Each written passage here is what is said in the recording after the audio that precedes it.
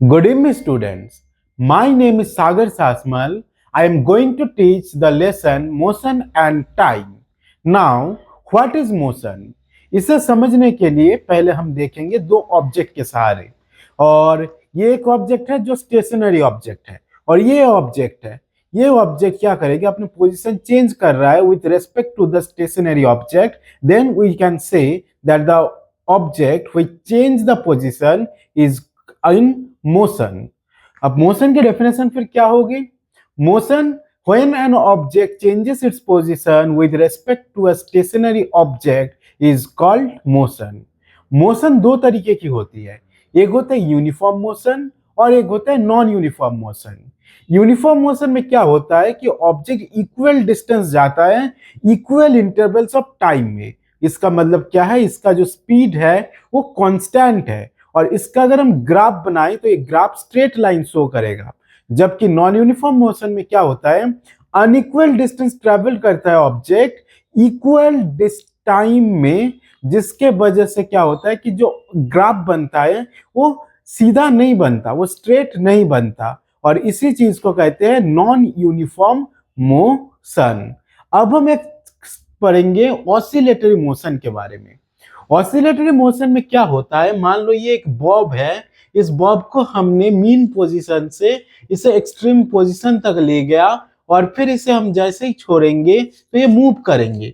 इससे ये देखा जा रहा है कि जो ऑब्जेक्ट है वो क्या है कि एक इक्वल इंटरवल ऑफ टाइम में एक मूवमेंट शो कर रहा है जो टू एंड फ्रो की तरह है, जिसके वजह से हम इसे क्या कहेंगे, ऑसिलेटरी मोशन।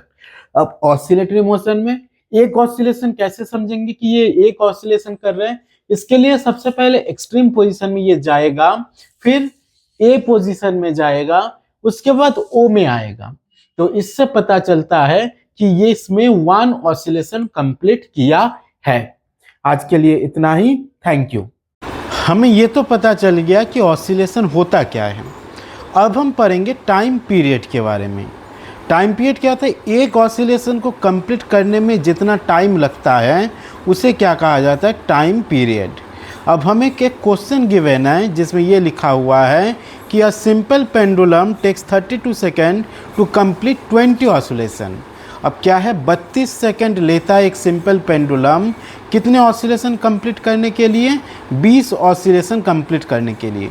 तो एक ऑसिलेशन कितने में होगा, इसमें सिंपल यूनिटरी मेथड लगता है, और इसी को देखते हुए अगर हम फॉर्मूला लिखें कि time period is equal to total time divided by number of oscillation.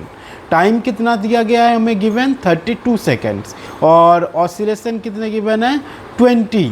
तो इसे अगर हम करें तो ये टाइम पीरियड आएगा 1.6 सेकेंड। मतलब एक ऑसिलेशन करने के लिए हमें करीब करीब 1.6 सेकेंड। अब एक क्वेश्चन है, the distance between two station is 240 kilometre, a train takes 4 hours to cover the distance, calculate the speed of the train. तो डिस्टेंस हमें क्या मिला यहाँ पे 240 किलोमीटर, और टाइम हमें मिला कितना, 4 घंटे, 4 आवर्स।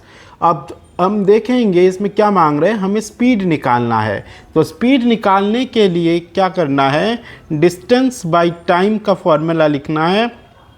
अब डिस्टेंस कितना है देखते हैं, पहले फॉर्मूला लिखते हैं, डिस्टेंस बाय टाइम।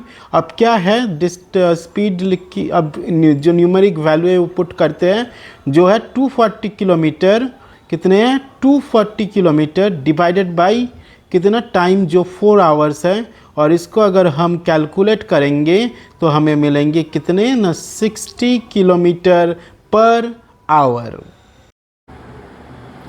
अब हम चैप्टर कंप्लीट कर चुके हैं, तो इसके लिए चैप्टर जैसे कंप्लीट हो गया है तो रिकॉल के लिए आज हम कुछ एक्सपेरिमेंट के साथ मैचिंग करेंगे। तो सबसे पहले देखते हैं क्या है यहाँ पे ओडोमीटर। ओडोमीटर, आप इसमें जितने भी ऑप्शन है जो सही होगा उसको अगर टच करेंगे तो उसी में लाइट जलेगा, बाकी किसी में नहीं जलेगा। फॉर एग्जाम्पल हम ओडोमीटर पे टच किया है और डिस्टेंस टाइम गलत है, स्ट्रेट ग्राफ भी गलत है, ये भी गलत है, लेकिन ये सही है। देखिए इसमें लाइट जलना शुरू हो गया। इसी तरीके से स्पीडोमीटर क्या करते हैं, डिस्टेंस स्पीड मेजर करता है, तो ये सही है। अब देखते हैं फॉर्मूला ऑफ स्पीड और नॉन यूनिफॉर्म मोशन के ऊपर, नॉन यूनिफॉर्म मोशन में जैसे ही ले जाएंगे तो ये ग्राफ जो है, नॉन यूनिफॉर्म मोशन में ग्राफ का लाइन क्या बनता है, ये स्ट्रेट नहीं बनता। तो यहाँ पे जैसे ही टच करेंगे देखिए लाइट जल रहा है। आज के लिए इतना ही, थैंक यू।